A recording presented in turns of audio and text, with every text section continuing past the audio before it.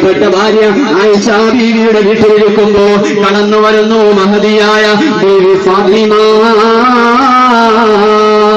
അമ്പിയാക്കളിൽ താജുളായ അമ്പവന്റെ പൂമകളായ ബീവി Suhra Fathima bin Khadija Fathima യാ ഫാത്തിമ നൂറാനി യാ ദഹ്റാനി. അല്ലാഹുവിന്റെ റസൂല് ആയിഷ ബീവിയുടെ വീട്ടിലിരിക്കുമ്പോ കടന്നു വരുന്നു പ്രിയപ്പെട്ട പൊന്നുമോള് ബീവി ഫാത്തിമ റളിയല്ലാഹു അൻഹ കടന്നു വരുമ്പോ ഹബീബായ നബി തങ്ങൾ കരച്ചിലില്ല. നബിയുടെ ഇരു നയനങ്ങളിൽ നിന്നും കണ്ണുനീര് ചാലിട്ടൊഴുകുകയാ. ഫാത്തിമ ബീവിക്ക് സഹിക്കാൻ കഴിയുമോ? ഫാത്തിമ ബീവിക്ക് താങ്ങാൻ കഴിയുമോ? അല്ലാഹുവിന്റെ റസൂലിന്റെ അരികിലേക്ക് വന്നിട്ട് ഫാത്തിമ ബീവി ചോദിക്കുന്നു, എന്തിനാണ് കരയുന്നത് നബിയേ? ഫാത്തിമ ബീവി പറയുന്നു, നിർത്ത് നബിയെ കരച്ചില്. എന്തിനാ ബീവി കരയുന്നത്? കാര്യം പറയൂ നബിയെ, നമുക്ക് പരിഹാരമുണ്ടാക്കാം. എന്തിനാണ് എന്റെ ഉപ്പാദികൾ കരയുന്നത്? കരച്ചില് നിർത്തിയെന്ന് കാര്യം പറയൂ നബിയേ. അല്ലാഹുവിന്റെ റസൂല് പറയുന്നു, ഫാത്തിമ അല്പസമയം മുമ്പ് എന്റെ അടുക്കൽ ജിബ്രീൽ വന്നിരുന്നു. കുറച്ചു സമയം മുമ്പ് എന്റെ അടുക്കൽ ജിബ്രീൽ വന്നിരുന്നു. ജിബ്രീൽ എന്നോടൊരു കാര്യം പറഞ്ഞു. അതോർത്തിട്ട് എനിക്ക് സഹിക്കാൻ പറ്റുന്നില്ല ഫാത്തിമ. അതോർത്തിട്ട് എനിക്ക് സഹിക്കാൻ പറ്റുന്നില്ല ഫാത്തിമ. എന്തേ മുത്തുനബി കരയുന്നത്? ഫാത്തിമ ബീവി ചോദിക്കുന്നു, എന്തേ നബിയെ കാര്യം? അല്ലാഹുവിന്റെ റസൂല് പറയുന്നു, ഫാത്തിമ ജിബ്രീൽ എന്നോട് വന്നിട്ട് പറഞ്ഞു, നബിയെ അങ്ങക്കൊരു ഓഫറുണ്ട് അല്ലാഹുവിന്റെ ഭാഗത്ത് നിന്ന്. എന്തേ ഓഫർ? അങ്ങയുടെ സമുദായത്തിനെ രണ്ട് വിഭാഗമായിട്ട് അങ്ങ് ഡിവൈഡ് ചെയ്താൽ അവസാന കാലഘട്ടം വരെ വരാനിരിക്കുന്ന അങ്ങയുടെ ഉമ്മത്തിനെ മുഴുവനും രണ്ടായിട്ട് അങ്ങ് ഡിവൈഡ് ചെയ്താൽ അതിലൊരു വിഭാഗത്തെ മുഴുവനും ഡയറക്റ്റ് സ്വർഗത്തിലേക്ക് വിടും. അവിടെ പിന്നെ വിചാരണയില്ല. അവിടെ പിന്നെ ശിക്ഷകളെ കുറിച്ച് ചോദ്യമോ തെറ്റുകളെ കുറിച്ച് ചോദ്യമോ മറുപടിയോ ഒരൊറ്റ വിഷയവുമില്ല. നേരെ സ്വർഗത്തിലേക്ക് ഡയറക്റ്റ് വിടാം. പക്ഷേ ഒരു പ്രശ്നമുണ്ട്. രണ്ടാമതൊരു വിഭാഗമുണ്ട്. അവർക്ക് വേണ്ടിയിട്ട് റെക്കമെൻഡ് ചെയ്യാൻ, അവർക്ക് വേണ്ടിയിട്ട് ശഫാഅത്ത് ചെയ്യാൻ നബിയെ അങ്ങക്ക് അധികാരമില്ല. അങ്ങക്ക് അധികാരമുണ്ടായിരിക്കുന്നതല്ല. ഹബീബായ നബി തങ്ങൾ പറയുന്നു, ഫാത്തിമ ഞാൻ പറഞ്ഞു അതെനിക്ക് വേണ്ട. എന്റെ ഒരു ഉമ്മത്ത് പോലും നരകത്തിൽ പോണത് എനിക്ക് ഇഷ്ടമല്ല. അതുകൊണ്ട് ആ ഓഫർ എനിക്ക് വേണ്ട.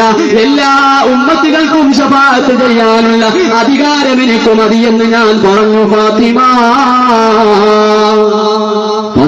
പറഞ്ഞു, നബി അങ്ങേറ്റെടുത്ത തീരുമാനം, അങ്ങ് പറഞ്ഞ വാക്ക് അത് ഉത്തമമായതല്ലേ, പിന്നെന്തിനു കരയണം? നബി പറഞ്ഞു, കഴിഞ്ഞില്ല. വീണ്ടും ജിബ്രീൽ പറഞ്ഞു, നബിയെ അങ്ങയുടെ സമുദായത്തിന് മൂന്നായിട്ട് അങ്ങ് ഡിവൈഡ് ചെയ്തു. അതിൽ രണ്ട് വിഭാഗത്തിനെയും സ്വർഗത്തിലേക്ക് ഡയറക്റ്റ് കടത്തിവിടും. പക്ഷെ ഒരു വിഭാഗമുണ്ട്, അവർക്ക് ശഫാഅത്ത് ചെയ്യാൻ അങ്ങക്ക് അധികാരമുണ്ടാവില്ല. അതല്ല എങ്കിൽ എല്ലാവർക്കും ശഫാഅത്ത് ചെയ്യാനുള്ള അധികാരം തരാം, ഇഷ്ടമുള്ളത് തിരഞ്ഞെടുക്കാൻ. ഹബീബായ നബി തങ്ങൾ പറഞ്ഞു, അല്ലാഹുവിന്റെ റസൂൽ അവിടെന്ന് പറഞ്ഞു, ഫാത്തിമ എല്ലാവർക്കും ശഫാഅത്ത് ചെയ്യാൻ അതിനുള്ള അധികാരം ഞാൻ തിരഞ്ഞെടുത്തു ഫാത്തിമ.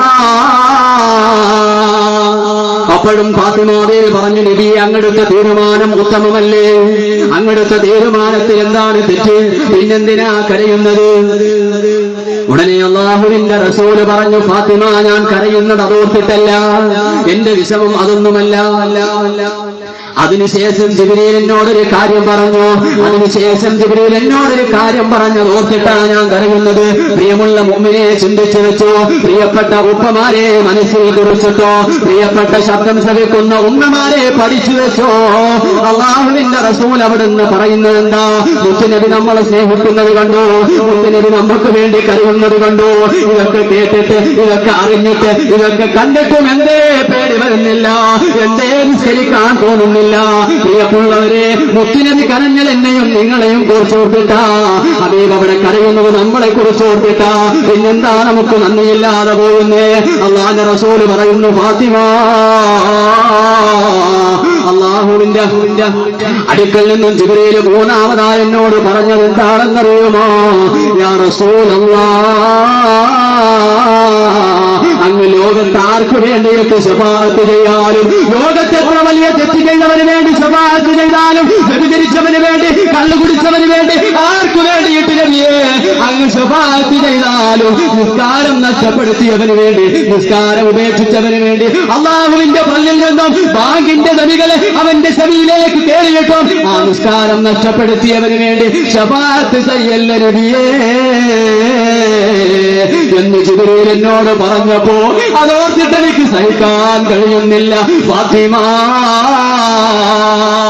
നാളെ മഹ്ശറിൽ ചെല്ലുമ്പോ ഓരോരുത്തരും സിറാത്തുൽ മുസ്തഖീമിലൂടെ കടന്നു പോകുമ്പോ അതിൽ നിസ്കാരം നഷ്ടപ്പെടുത്തിയവർ, അതിൽ നിസ്കാരം ഉപേക്ഷിച്ച എന്റെ ഉമ്മത്തികൾ അതിൽ നിന്നും പിടഞ്ഞ് കത്തിയാളെന്ന നരകക്കുണ്ടാരത്തിലേക്ക് വീഴുമ്പോ ഞാൻ എങ്ങനെ നോക്കി നിൽക്കും ഫാത്തിമ? അതെനിക്കെങ്ങനെ സഹിക്കാൻ കഴിയും ഫാത്തിമ? അതോർത്തിട്ട് എനിക്ക് സഹിക്കുന്നില്ല ഫാത്തിമ. ഹബീബ് കരഞ്ഞത് ആരെക്കുറിച്ച് ഓർത്ത? പ്രിയമുള്ളവരെ ചിന്തിക്കുക. മുത്തുനബിയുടെ കുടുംബക്കാരൻ നിസ്കാരം കളഞ്ഞില്ല, ആയിഷ ബീവിയും ഫാത്തിമ ബീവിയും നിസ്കാരം കളാക്കിയില്ല, സ്വഹാബത്ത് നിസ്കാരത്തിൽ വീഴ്ച വരുത്തിയവരല്ല. പിന്നെ നിസ്കരിക്കാത്തവരാരാ? ഞാനും നിങ്ങളുമാ. നമ്മളെ പോലെയുള്ള ഈ അവസാന കാലഘട്ടത്തിന്റെ ചണ്ടിതവറുകളാണ്. അപ്പോ ഹബീബ് കരയുന്നത് നമ്മളെ കുറിച്ച് ഓർത്തിട്ടാ. അവിടുന്നും കഴിഞ്ഞില്ല മുത്തുനബി അള്ളാഹുവിന്റെ റസൂല് ജീവിതകാലം മുഴുവനും കരഞ്ഞത് എന്നെയും നിങ്ങളെയും കുറിച്ചോർത്തിട്ടാ. കണ്ടോ നിങ്ങൾ തായിഫിന്റെ വീതികളിൽ, തായിഫിന്റെ മലയോരങ്ങളിൽ ഹബീബായ നബി തങ്ങളുടെ ശത്രുക്കളെ കല്ലെറിയുമ്പോ, ഭ്രാന്ത എന്ന് വിളിക്കുമ്പോ, ഭ്രാന്തന്മാരായ കുട്ടികളെ കൊണ്ടെറിയിക്കുമ്പോ, മുത്തുനബിയുടെ ശരീരത്തിൽ നിന്നും രക്തത്തുള്ളികൾ ഇങ്ങനെ ഭൂമിയിലേക്ക് വീഴുമ്പോ അത് ഭൂമിയിൽ വീഴാതെ കൈകൊണ്ട് തടുത്തു നിർത്തിയിട്ട് അല്ലാഹുവിന്റെ റസൂൽ ഇങ്ങനെ നിൽക്കുമ്പോ ജിബ്രീൽ വന്ന് ചോദിച്ചില്ല നബിയെ, ഈ ഗർത്തങ്ങനെ മറിക്കട്ടെ നബിയെ, തായിഫിനെ നശിപ്പിക്കട്ടെ നബിയേ. ഹബീബായ നബി തങ്ങൾ എന്താ പറഞ്ഞേ? മുത്തുനബി ഓക്കെ ഒന്ന് പറഞ്ഞിരുന്നുവെങ്കിൽ ഇന്ന് തായിഫ് ഉണ്ടാകില്ലായിരുന്നു, അതെടുത്തങ്ങ് മറിക്കുമായിരുന്നു ജിബ്രീൽ. പക്ഷെ ചെയ്തില്ല. ഹബീബായ നബി തങ്ങൾ അവിടെ പറഞ്ഞ മറുപടി എന്താണ്? ജിബ്രീലേ, ഇതിൽ നിന്നും കാലഘട്ടത്തിൽ ആരെങ്കിലും ഇനി വരാനിരിക്കുമ്പോ, ആരെങ്കിലും എന്നെ കൊണ്ട് വിശ്വസിച്ചാൽ, അള്ളാഹുവിനെ കൊണ്ട് വിശ്വസിച്ചാൽ, എന്റെ ഉമ്മത്തിലേക്ക് കടന്നു വന്നാൽ അതിനേക്കാളും വലിയ സന്തോഷം എനിക്കില്ല ജിബ്രീൽ. ഹബീബായ നബി തങ്ങൾ ഇങ്ങനെ ജീവിതത്തിൽ നമ്മളോർത്ത് കരഞ്ഞു എത്രയാ പ്രിയപ്പെട്ടവരെ.